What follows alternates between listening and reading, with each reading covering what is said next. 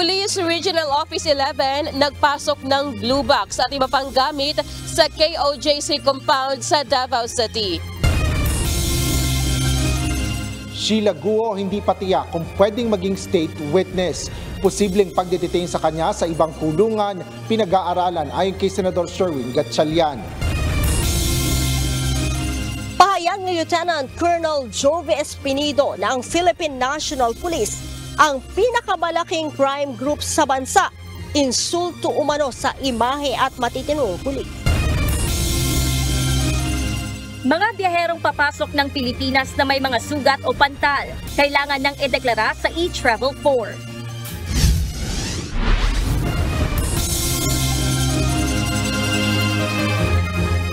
Magandang hapon Pilipinas at sa buong mundo. Tayo po ay sabayang napapakinggan sa Radyo La Verdad 1350, ang UNTV Radio. Una sa ating mga balita.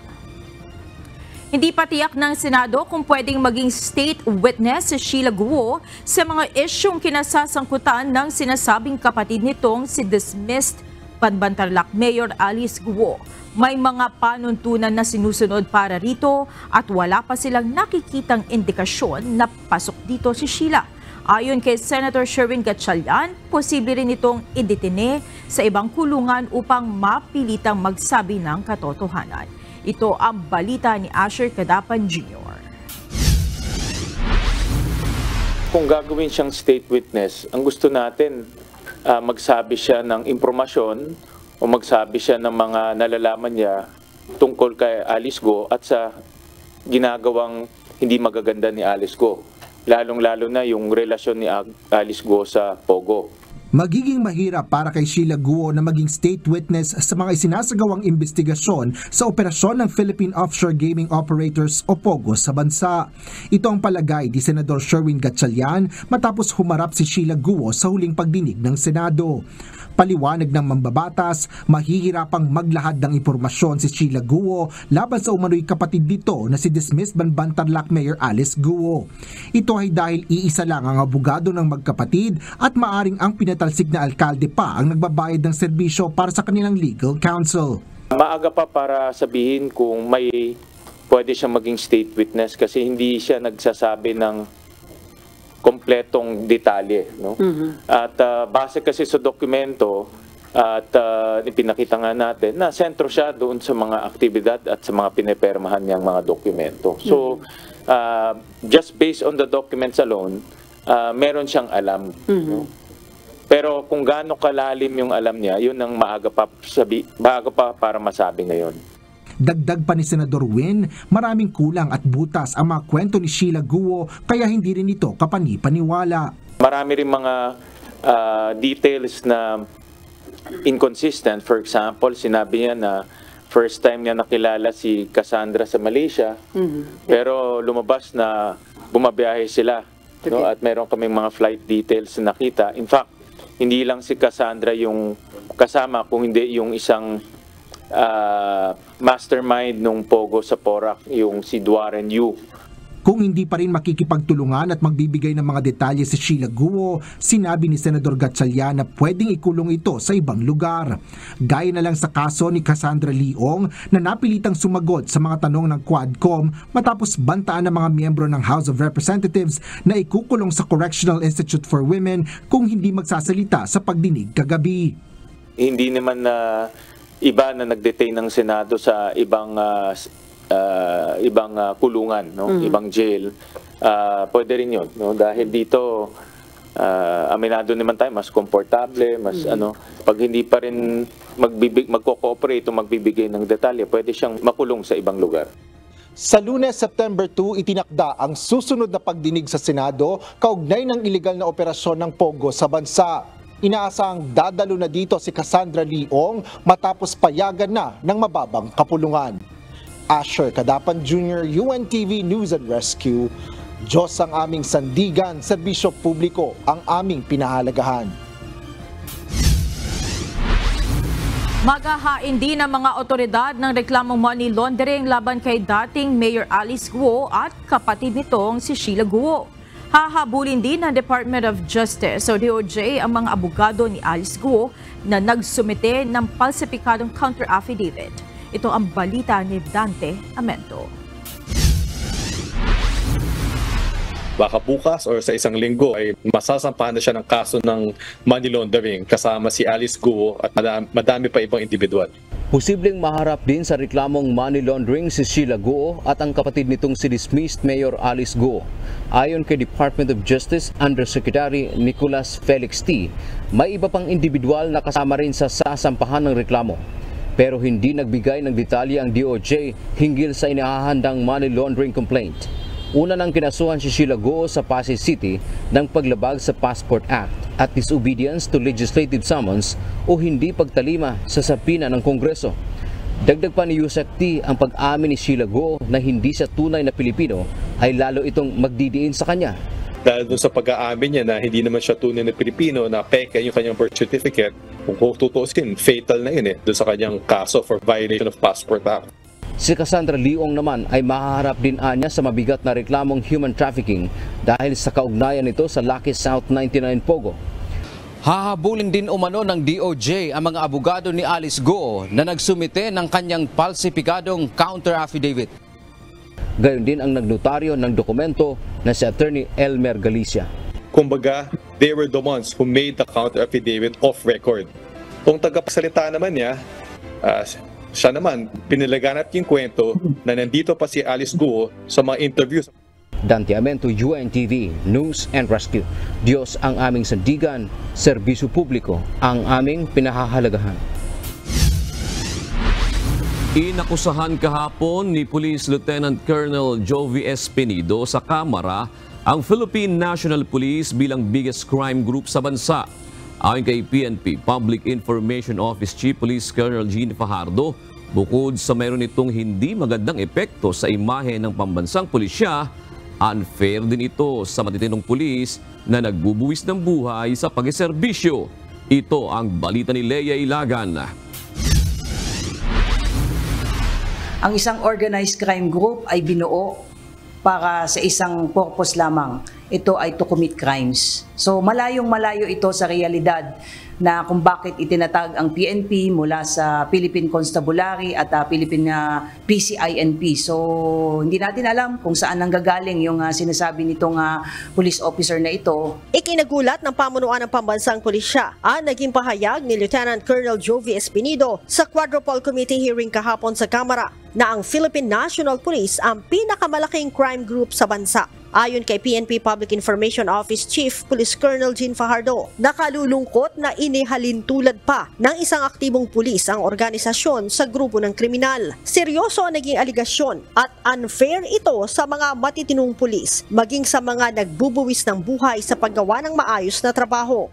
It casted doubt at shadow doon sa integridad ng buong PNP. We're not talking about one single PNP officer but buong organisasyon yung sinasabi niya kahapon. Nalulungkot tayo dahil maraming pulis na seryoso at tapat sa kanilang tungkulin, maraming nagbuwis ng buhay at nakakalungkot na yung buong organisasyon ang binigyan niya ng ganitong label.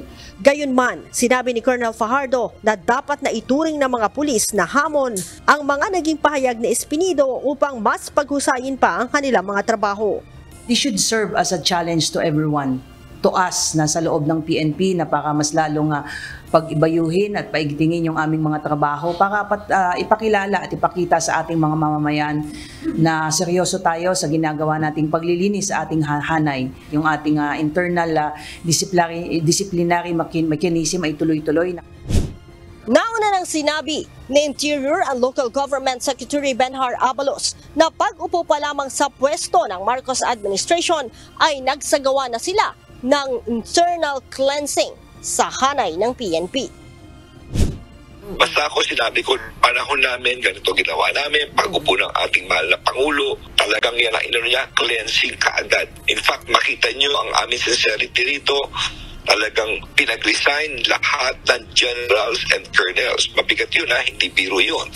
At tinanggap ang 18 at ngayon may pending I think 58 cases nito before the NAPOLCOM, and some were already summarily dismissed from office. Dagdag pa ni Colonel Fajardo, handang tulungan ng PNP si Espinido kung mayroon itong ebidensya at nais na magsampa ng kaso. The PNP is also curious kung ano yung mga hawak niyang ebidensya, at kung may mga hawak siyang mga ebidensya ay tutulungan natin. Bukas ang PNP sa anumang investigasyon, at kung meron mang sapat na katibayan ang sino man, hindi lang itong si Lieutenant Colonel Espinido, ay tutulungan natin siya. Matatanda ang mayroong mga pinangalanang opisyal si Espinido sa pagharap sa pagdinig sa Quadcom sa Kamara kaugnay ng umano'y estilo ng war on drugs ng PNP noon. Sinabi ni Espinido na mayroon umanong reward at quota system at alam umano ito ng lahat ng mga pulis. Leia Ilagan, UNTV News and Rescue. Diyos ang aming sandigan, serbisyo publiko ang aming pinahahalagahan. Kinumpirma ng Philippine National Police na may mga tauhan na rin ng Armed Forces of the Philippines sa loob ng KOJC compound. Ayon kay PNP Public Information Office Chief Police Colonel Gene Fajardo, pagod na at meron ding mga sugatan sa mga tauhan ng Davao Police kaya't nagpadala na ng augmentation force ang AFP. Gayunman, nilinaw ng PNP na hindi naman tumutulong ang militar sa operasyon sa pagsisilbi ng warrant of arrest laban kay Apollo Kibuloy. Nangangalaga lamang ang mga ito ng peace and order sa lungsod. Nasa 60 pulis na ang naitalang nasugatan sa ginagawang paghahanap ng PNP kay Kibuloy at mga co-accused nito. Kailangan po nating humingi po ng augmentation from other security forces, kasi sabi ko nga kanina, pang 5 araw na po ito, pagod na po yung ating mga pulis. In fact, kumuha na rin po tayo ng augmentation sa ibang region kasi kailangan din naman po magpahinga ng mga ibang pulis po natin na deploy ng first 1 to 3 days ago na talagang napasabak during the height ng violent rally ng KOJC. So maraming nasugatan, maraming na ospital, so kailangan magpalit po. So yung contingent po ng AFP is just there to provide augmentation. Isang blue box at ilan pang gamit para makatulong umano sa paghahanap kay Apollo Kibuloy ang ipinasok ng Philippine National Police sa loob ng compound ng Kingdom of Jesus Christ. Tumanggi ang pulisya na idetalye ito, subalit tiniyak na kasang-ayon pa rin naman ito sa police protocols. Samantala, nagpaliwanag naman ng PNP sa mga pulis na may armas. Itinanggi rin ng ahensya ang umano'y pambobomba sa loob ng katedral. Ito ang balita nila Lay Moreno. Kung nakikita na observe natin that is true na mayroong pinapasok, and this the call of the ground commander again, and revealing kung ano yung kanilang specific na ginagawa. Again, I'll go back to my statement that this will jeopardize yung ginagawa nilang activity doon sa loob.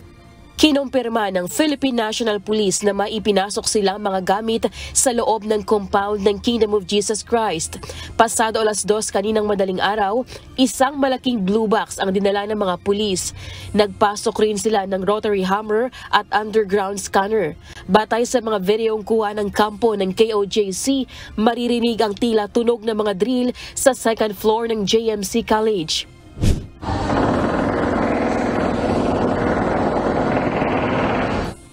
Hindi dinetalye ng PNP kung ano ang laman ng blue box at kung para saan ang iba pa nilang equipment. Ngunit sinabi nitong gagamitin nila ito para ma-detect ang umano'y underground bunker sa compound na sinasabing pinagtataguan ni Apollo Kibuloy.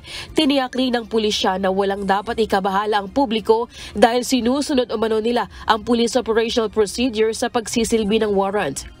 The legal procedures and the process is being observed. Although there are some information that the ground commander doesn't want to reveal, this is part of the operational data, operational information that could jeopardize yung conduct in serving the warrant of arrest, that perhaps could compromise yung ongoing procedure nila.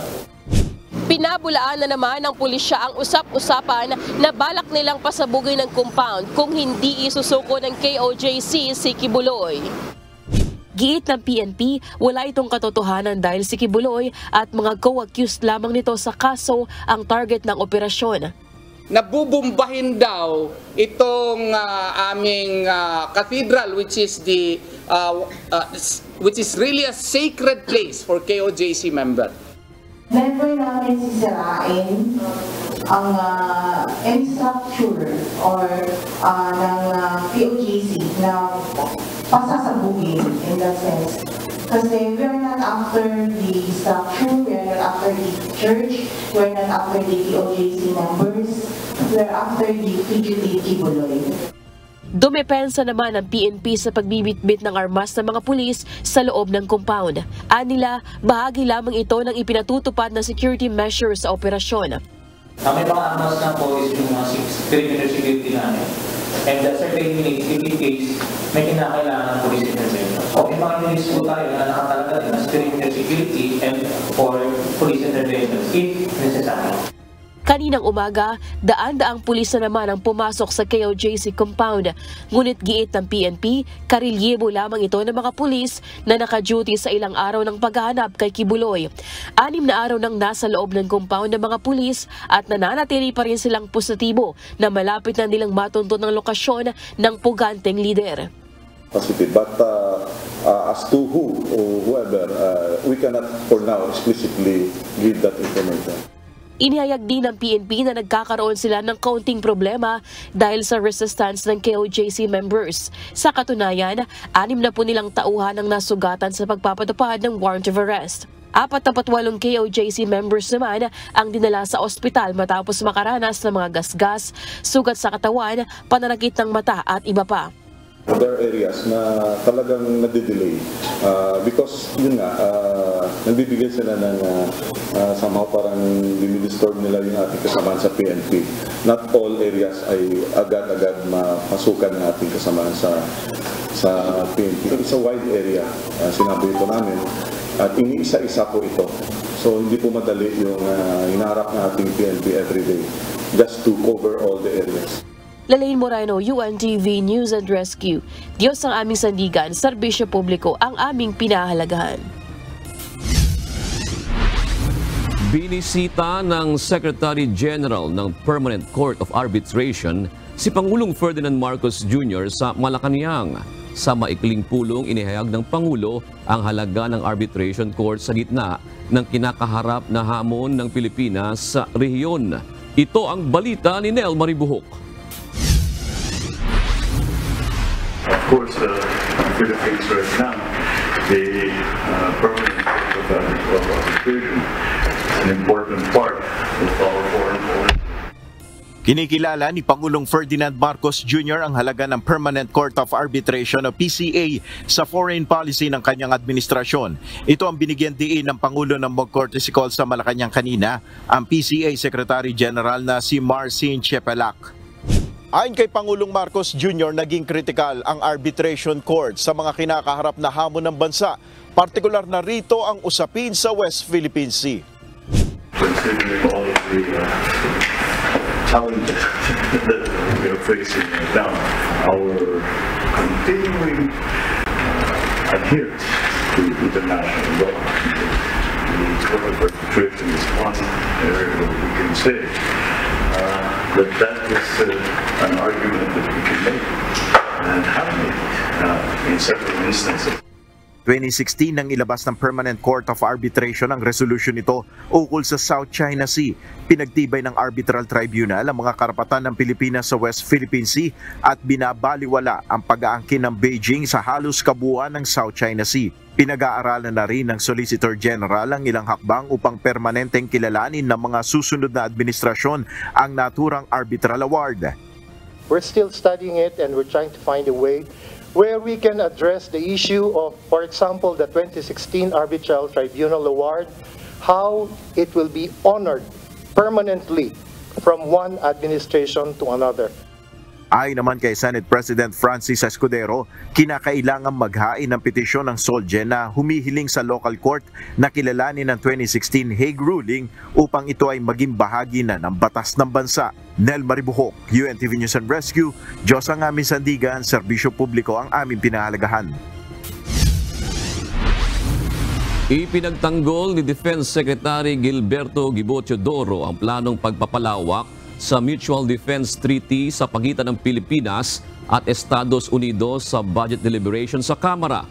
Pinuna naman ng isang makabayan Block Solon ang pagtaas ng bilang ng Enhanced Defense Cooperation Agreement o EDCA sites sa bansa. Ito ang balita ni Rosalie Cos.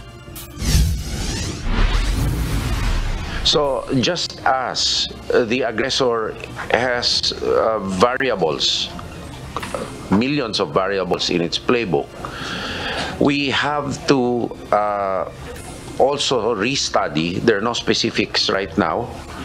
That will depend on the recommendations of the working groups of how to make the Mutual Defense Treaty interpretation more dynamic to address threats that we may not even foresee.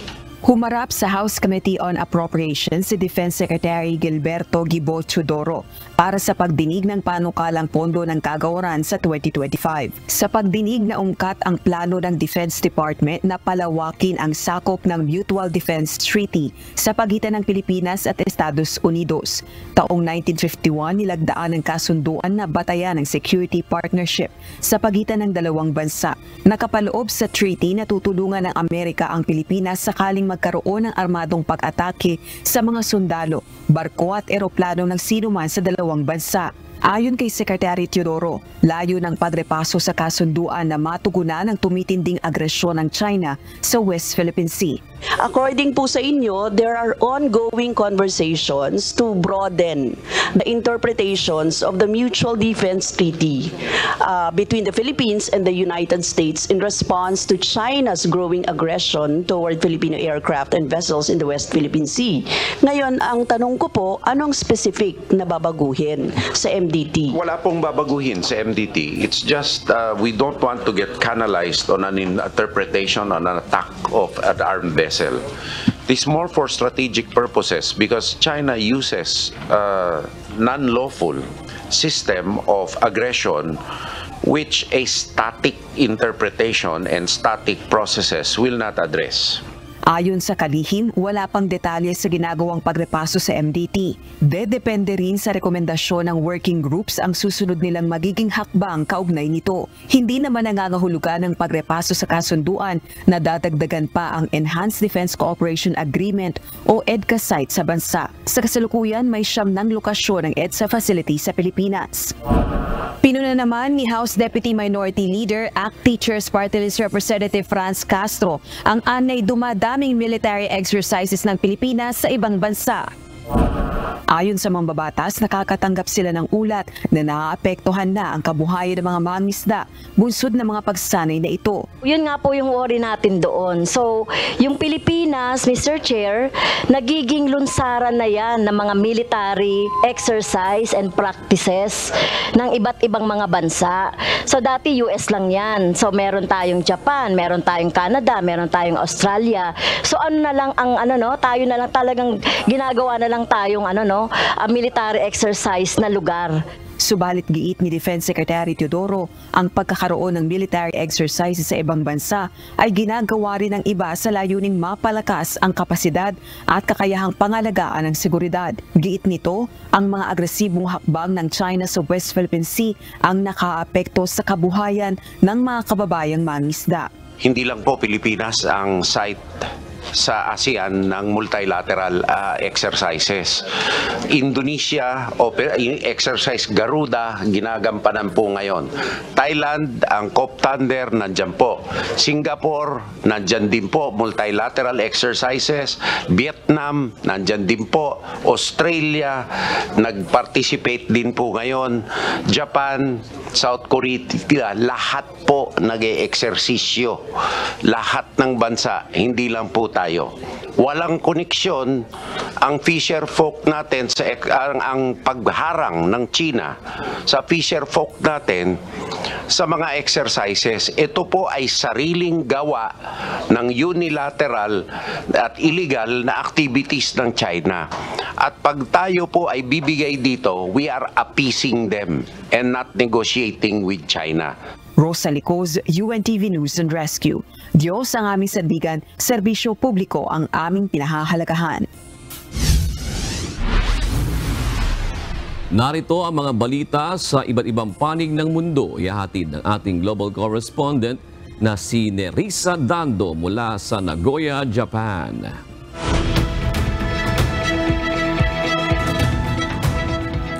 Magandang gabi, Nerissa. Kumusta kayo dyan sa Japan? Dyan sa pagtama nga ng Typhoon Shanshan. Apektado ba kayo dyan sa Nagoya, Nerissa? Magandang gabi sa inyo dyan sa Pilipinas, June. At awa ng Diyos ay ulan lang yung natatamasa ngayon dito, no?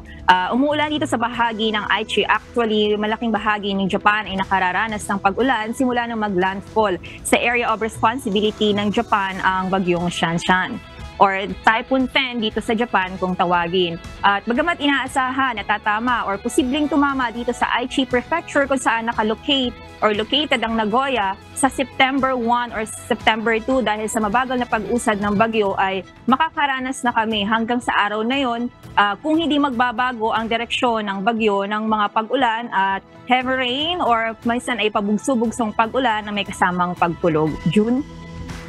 Alright, Nerissa, ituloy mo na ang iba pang detalye ng ulat mo na yan.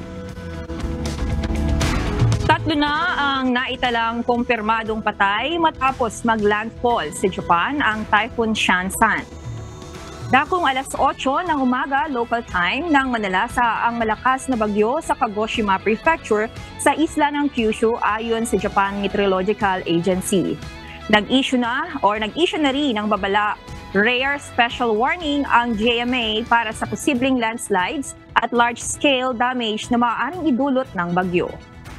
Base sa mga ulat, umaabot ng 252 km/h ang lakas ng dalang hangin nito.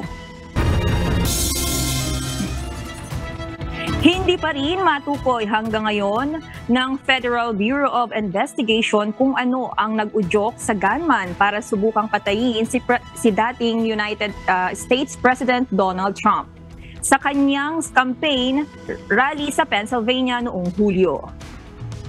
Sa pagsisiyasat ng federal investigators sa 5 taong online activity ng 20 anyos na si Thomas Matthew, wala silang nakitang ebidensya na nakapagsasabi na may nag-utos dito upang isagawa ang pag-atake. Wala rin silang natagpuang credible material na nagpapakita na mayroon itong kasabwat. Samantala, naglabas ng ilang larawan ng FBI mula sa kanilang investigasyon kabilang na ang armas at backpack ng gunman na natagpuan sa kanyang sasakyan. Ititigil muna ng World Food Program ang employee movement in Gaza matapos targetin ng isa sa kanilang mga sasakyan. Ilang metro lang ang layo mula sa isang checkpoint sa Israel. Wala namang nasaktan sa mga sakay na empleyado. Base sa inilabas na pahayag ng WFP, kahit na malinaw na marked vehicle ang naturang sasakyan at may clearance ng Israel authorities para lumapit, direkta pa rin itong pinaputukan habang palapit sa Israel Defense Forces checkpoint. Sinabi naman ng IDF na under review na ang naturang insidente. Isinailalim sa formal investigation sa France ang Telegram boss and founder na si Pavel Durov bilang bahagi ng pagsisiyasat sa umano'y organized crime sa messaging app. Inilagay sa judicial supervision ang 39 na taong gulang Russian-born French national billionaire at kinakailangang magbayad ng nasa $5.6 million na deposit. Inatasan din siyang magpakita sa French police station 2 beses sa isang linggo at hindi pinapayagang umalis ng French territory.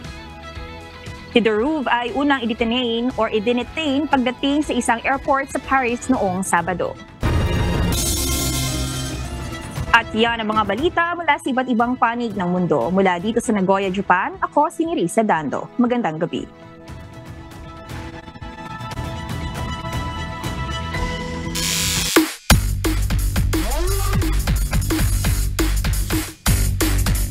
Sasabak na mamaya sa Women's Individual Compound Open Ranking Round ng Archery ang pambato ng Pilipinas para sa 2024 Paralympic Games sa Paris, France. Unang sasalang sa kompetisyon ang para-Olympian na si Agustina Bantilok. Gaganapin ang laban ng 1:00 ng hapon Paris time o mamayang 7:00 ng gabi oras dito sa Pilipinas. Bago pa ang pagsisimula ng laban, sumama ang mga Filipino para-athletes sa isinagawang opening ceremony kahapon ng Paris 2024 Paralympic Games na idinaos sa Place de la Concorde. Nagsilbi namang flag bearers ng Pilipinas ang Filipino para-swimmer na si Ernie Gawilan, gayon din ang para-archers na sina Agustina Bantilok. Nauna nang nagpaabot ng suporta ang Philippine Sports Commission para sa lahat ng Filipino Paralympians at naniniwalang itataguyod ng mga ito ang bandera ng Pilipinas sa 2024 Paralympic Games. Binabantayan ngayon ng Department of Health Region 7 ang iniulat na 5 suspected cases ng Mpox sa Central Visayas. Gayunpaman, binigyan diin ng kagawaran na wala pa ring na itatalang kumpirmadong kaso ng sakit sa rehiyon at bilang pag-iingat, kailangan ng ideklara sa e-travel form ng mga biyaherong papasok sa bansa kung sila ay may sintomas ng sakit gaya ng pamamantal o mga sugat. Ito ang balita ni Gladys Tuwabi. Naanay sa mga social media posts nga nagkalat na naatay Mpox diri sa Sugbo, wala pa ta, naatay mga suspected cases. Again, in surveillance, naatay gitawag na case definition, nga kung mapasok na siya sa case definition nato, himuon nato na siya nga ingon suspect case. Now, the confirmed case needs a confirmation, laboratory confirmation. Suspected ngunit hindi pa kumpirmado. Ito ang paglilinaw ng Department of Health Region 7 sa kumakalat ngayon sa social media na mayroon ng 5 kaso ng Mpox sa Central Visayas. Ayon kay Dr. Eugenia Mercedes Canyal, Regional Epidemiologist ng DOH-7, hinihintay pa nila ang resulta ng ginawang pagsusuri ng Research Institute for Tropical Medicine o RITM sa mga nakuhang sample mula sa mga individual na pinaghihinalaang dinapuan ng naturang sakit. Base sa profiling ng DOH, ang mga suspected cases ay 2 babae, 2 lalaki na edad 18 hanggang 80 taong gulang, habang ang isa ay inaalam pa ang impormasyon.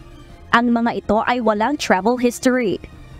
Ang kanang mga 5 kabuok, mag-iingon nila, informed ang atong LGU ana, o nagsigi na pod sila pagahimo sa kanang mga efforts to control sa pag-spread sa kana nga virus, if ever monkeypox man gyud na siya gani nga virus. If not, it could have been any other infection na naa sa komunidad.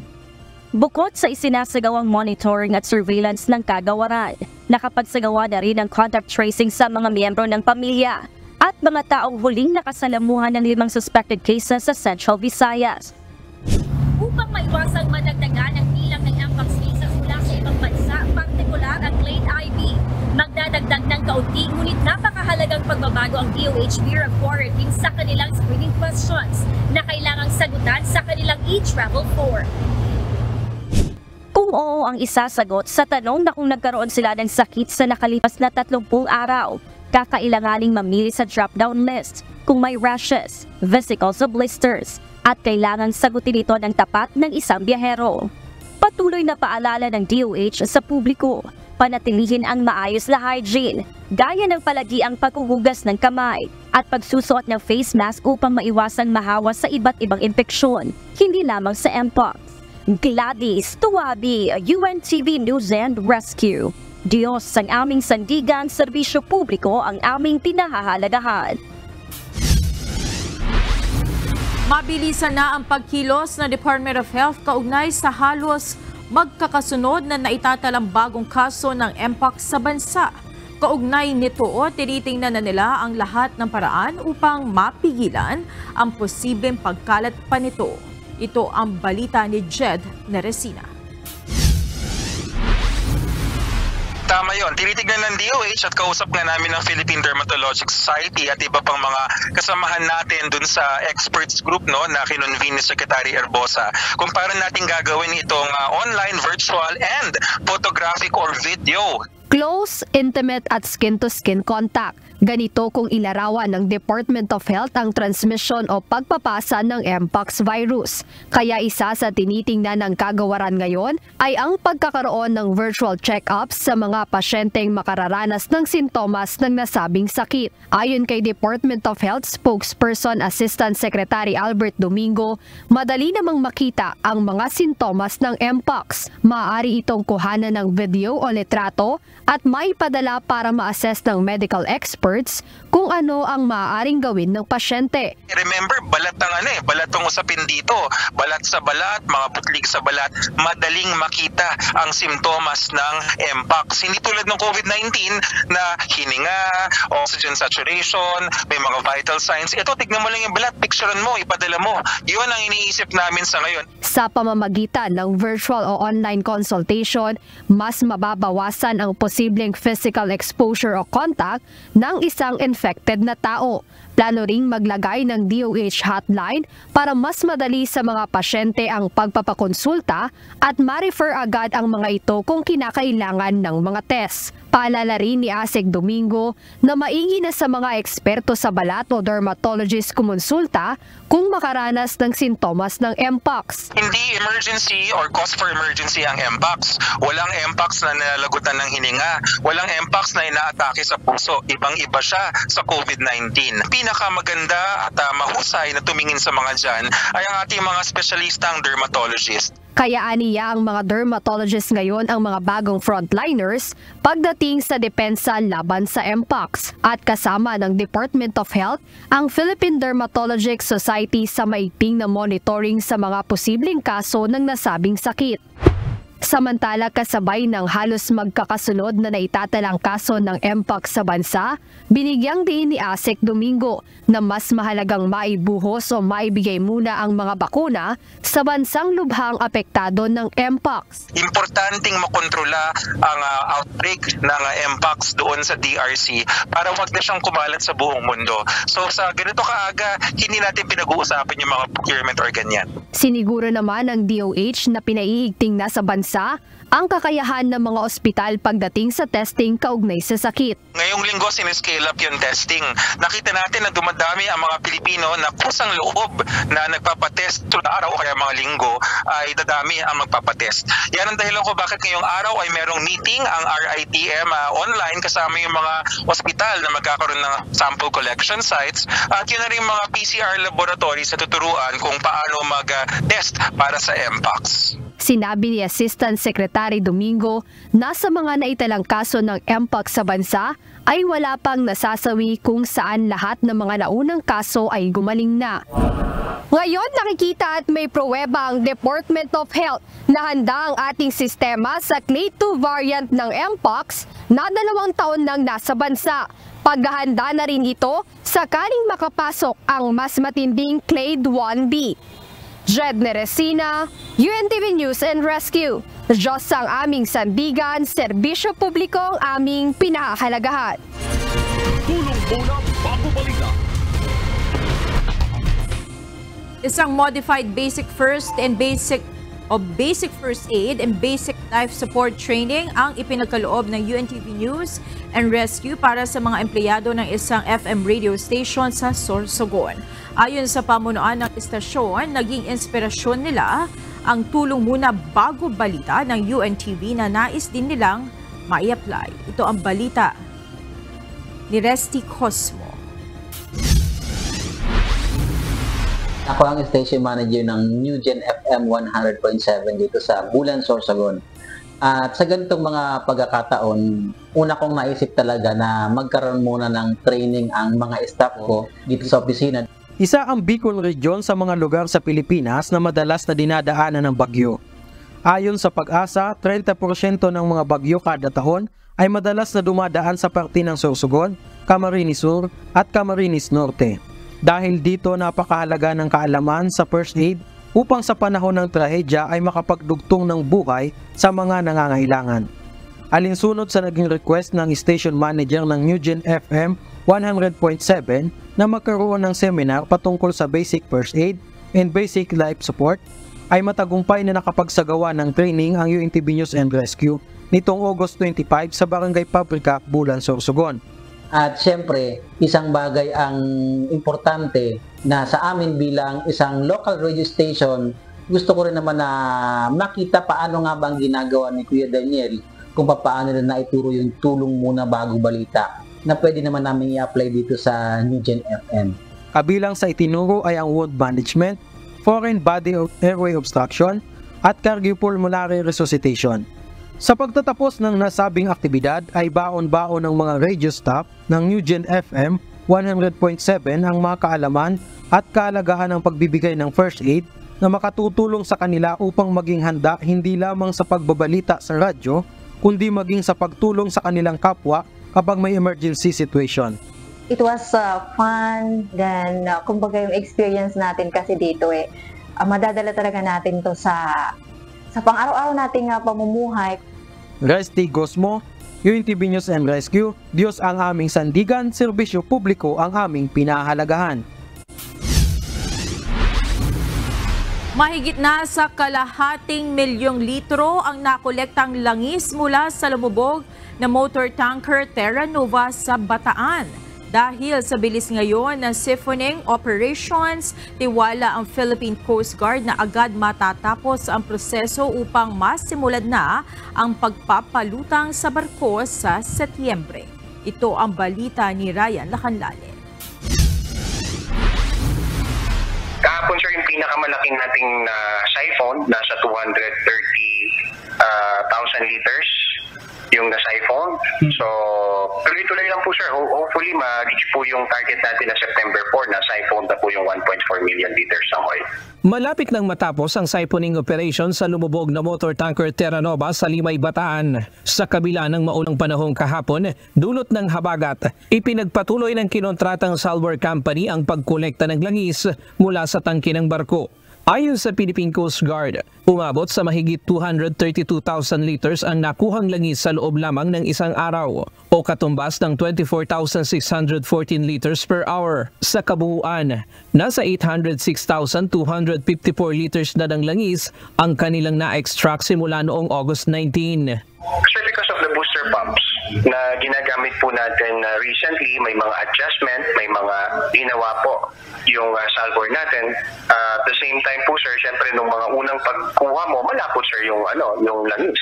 So ngayon po sir, nahaluan na siya ng tubig, yun po yung mga na-extract natin. Kaya medyo malapla, mas mabilis po sir. Kung magtutuloy-tuloy ang ganitong volume ng oil extraction mula sa motor tanker, sinabi ng PCG na posibleng matapos na ang siphoning sa susunod na linggo. Sa ngayon, 3 hanggang 4 na tangke pa ang may lamang langis, ngunit 2 tangke na lamang ang puno ng industrial fuel oil. Pagkatapos ng oil siphoning ay agad nang sisimulan ang salvage operation. Ito ang susunod na hakbang kung saan palulutangin ang barko at saka hahatakin patungo sa Pampanga.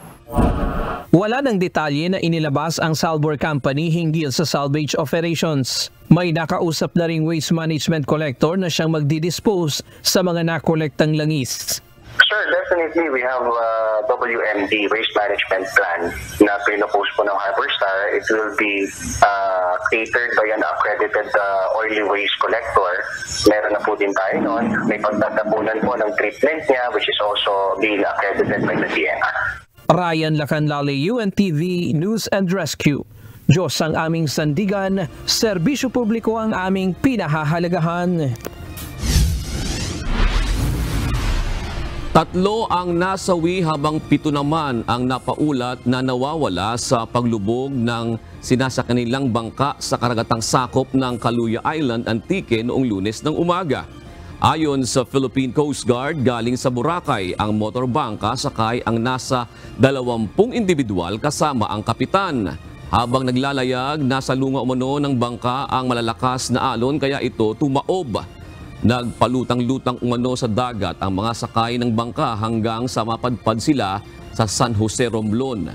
10 ang nakasurvive sa insidente at ilan sa kanila ang nilangoy umano ang pampang para humingi ng tulong.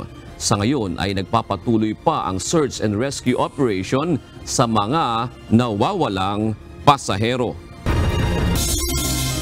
Kakasuhan ng attempted homicide ang driver ng sasakyan sa isang viral video na tumangay sa MMDA enforcer na pumipigil sa kanya matapos takasan ang kinasasangutang banggaan.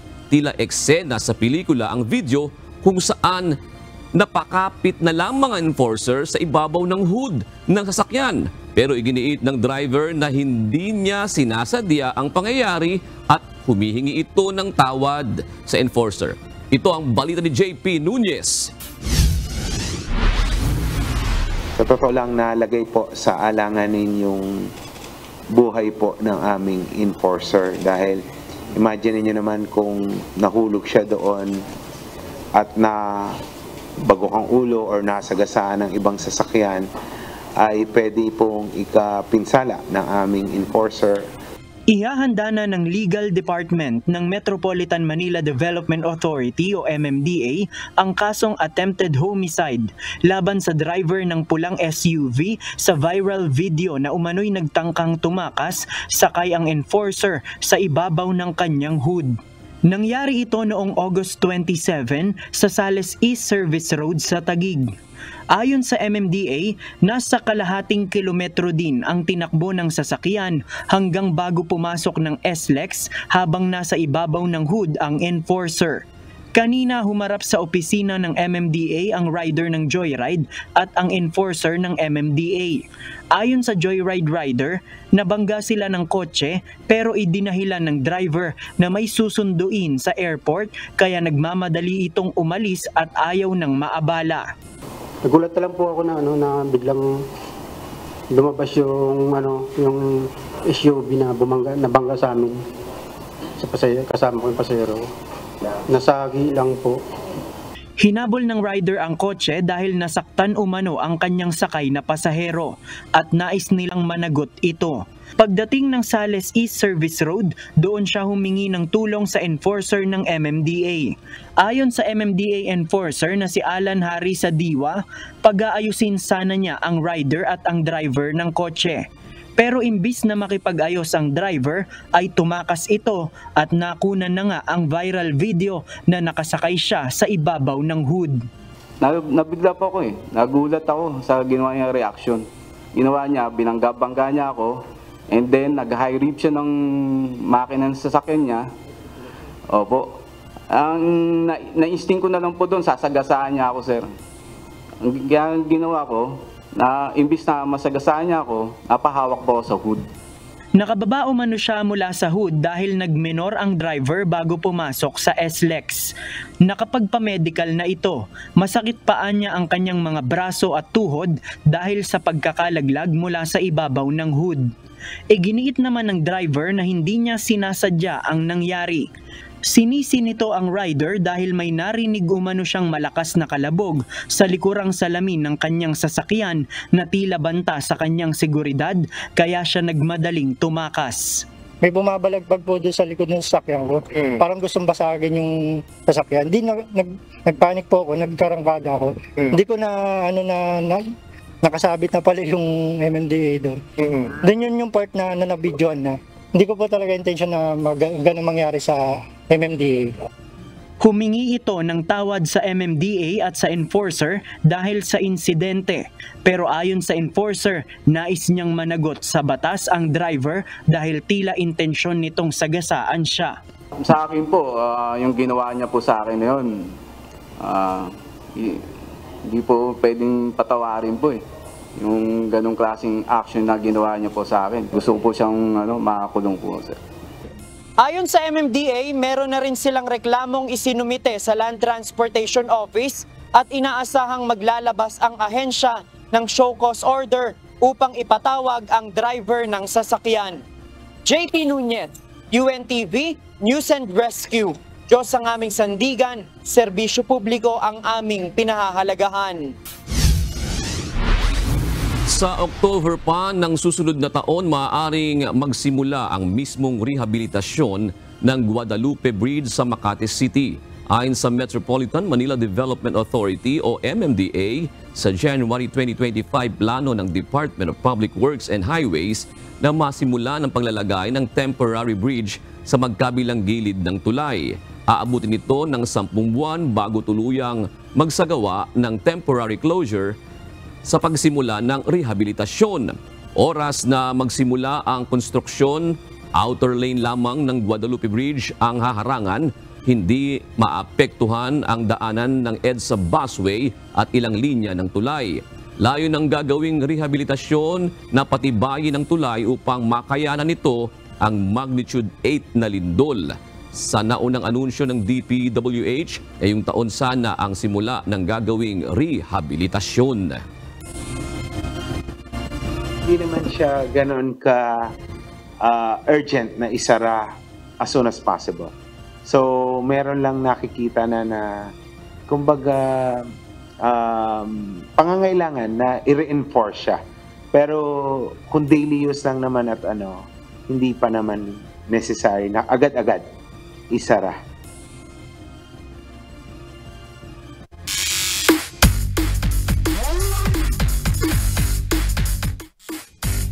Maagang tinapos ng world's third pole vaulter na si EJ Obuena ang kanyang pagsabak sa 2024 season, bunsod ng kanyang fracture sa spine. Sa post si Obuena kagabi sa kanyang social media account, ipiniliwanag nito na plano pa sana niyang lumahok sa 3 pang kompetisyon na gaganapin sana sa mga nalalabing bahagi ngayong taon. Gayunman, muling nakarana si EJ ng pananakit ng kanyang likod nitong mga nakaraang linggo.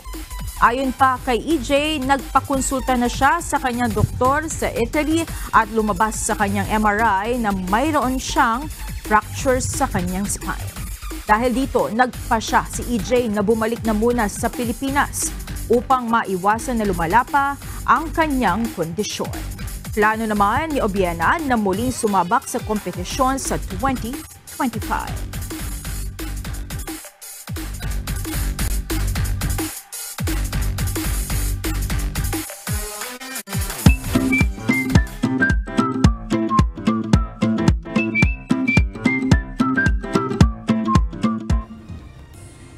Nato naman po ang ating mga kausi ngayong araw po. Webes na pala, Monica.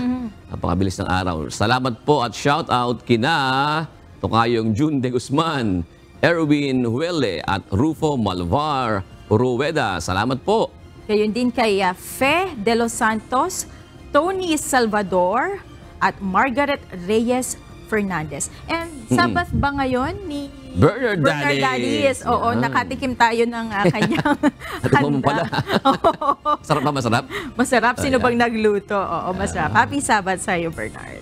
Samantala, narito po ang salita ng Diyos na ating sandigan. Mula po sa aklat ng awit 37 at 37 na nagsasabi, tandaan mo ang sakdal na tao at masdan mo ang matuwid, sapagkat may isang maligayang wakas sa taong may kapayapaan.